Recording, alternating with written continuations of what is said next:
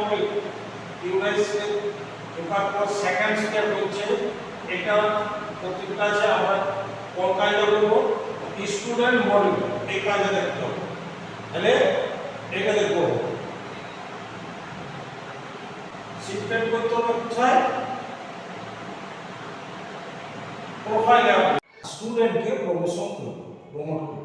যারা 2025 এ 5 ছিল তারা 2026 এ 6 এ যাবে। তো ইউনাইটেড ফ্রি যাওয়ার পর আসার পর এই পোর্শনটা পুরো বাংলা শিক্ষা প্যাটার্ন যাদের বাংলা শিক্ষায় কাজ করি তাদের জানা আছে। বাংলা শিক্ষা আমরা কাজ করেছি বা কাজ যাদের পড়া আছে তারা জানে।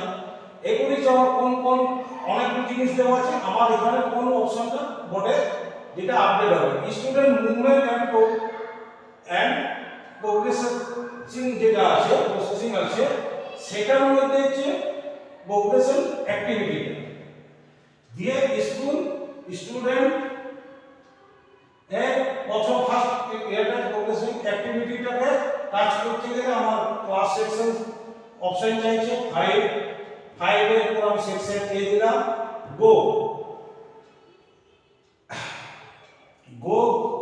হওয়ার পরে আমার টোটাল 128 স্টুডেন্ট আছে আমার প্রেজেন্ট এ সেকশনে যেটা 5 এ ছিল এখন 6 এ বর্তমান 128 এটাও ঠিক আছে ডাটা মিলে গেছে আমার কোনো অসুবিধা নাই। এরপর এখানে একটা সমস্যা আমি যেটা দেখতে পেলাম যে বাংলা শিক্ষায় যাদেরকে আমরা রোল ওয়াইজ নাম ওয়াইজ যেগুলো আমরা সিরিয়াল সাজাইছি সেখানে সিরিয়ালটা সেটআপটা হচ্ছে না। এখানে কি হলো লেটার এ থেকে জেড প্যাটার্নে আছে যা এ নাম প্রথম অক্ষর সে সামনে চলে আসছে যার রোল নম্বর আছে 128 122 সে সামনে চলে আসছে। রোল নম্বর এখানে কোনো সেটিং হচ্ছে না। এখানে আমরা সিলেক্ট কি করতে হচ্ছে সিলেক্ট করতে হচ্ছে promote and pass percentage marks পার্সেন্টেজটা দিতে হচ্ছে যে কত পার্সেন্টেজ মার্কস দিয়ে পাস করেছে 55% মার্কস। স্কুল প্রেজেন্টেড কত ছিল 65%।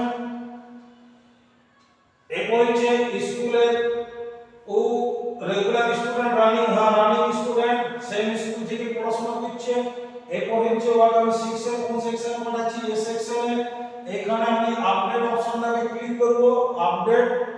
আপডেট করতে গেলে এখানে আমার ডান ওকে মানে বাচ্চাটা আমার কি হলো কনফার্ম হয়ে গেল। এইভাবে আমাকে টোটাল 128টাকে কমপ্লিট করার পর লাস্টে ফাইনালাইজ করব তবে আমার 128টা স্টুডেন্ট 2025 থেকে 2026 এ চলে যাবে এই সেকশনে চলে আসবে 2026 27 এর 25 26 থেকে 26 27 চলে আসবে। এইভাবে বাংলা